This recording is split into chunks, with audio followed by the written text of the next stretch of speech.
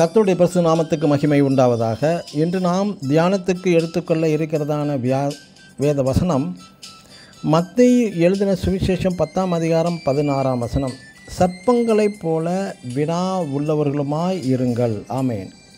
நம் ஆண்டவராய் இயேசு கிறிஸ்து 12 சீசர்களை தேர்ந்தெடுத்து ஊழியம் செய்ய அனுப்பப்படும் போது பலவித காரியங்களை குறித்து போதிக்கின்றார். சுவிசேஷம் செய்ய போகும்போது பரலோகத்தை குறித்தும் அற்புத அடையாளங்களை செய்தலை குறித்தும் விளக்கப்படுத்துகிறார். குறிப்பாக நீங்கள் பாம்பை போல் வினா உள்ளவர்களாக இருக்க வேண்டும் என்கிறார். ஆங்கிலத்தில் நாம் பார்க்கும் பொழுது வைஸ் ஆஸ் எ சர்பன்ஸ் என்று உள்ளது.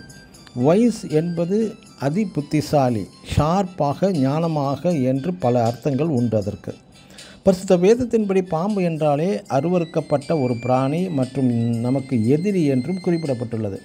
இப்படிப்பட்ட அந்த பாம்பிடம் போய் ஞானத்தை நாம் எப்படி கற்றுக்கொள்ள முடியும்?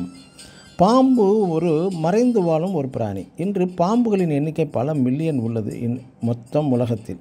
குறிப்பாக அனைத்து வகை பாம்புகளின் தலைப்பகுதியை கண்டுபிடிப்பது மிக மிக கடினம். பாம்பு தன் தலைப்பகுதியை யாருக்குமே தெரியாமல் அளவுக்கு மறைத்து வைத்திருக்கிறோம்.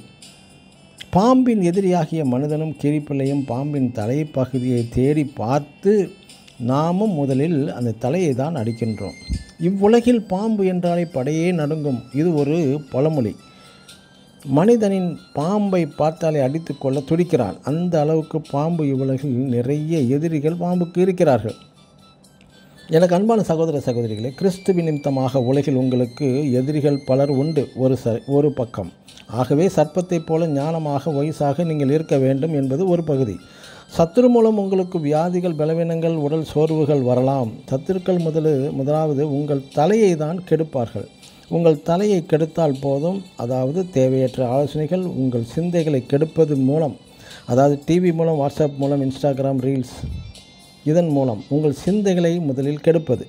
யோபுவின் சரீரத்தை தொட்டு ஒன்றும் பலனளிக்கவில்லை. மனதை, சிந்தைகளை கெடுக்க முயற்சித்தார்கள். ஆகவே சத்தியத்தை விட்டு விடாதபடி ஞானம் உள்ளவர்களாய் இருங்கள் என்பதுதான் இதற்கு அர்த்தம். ஆமேன். God bless you.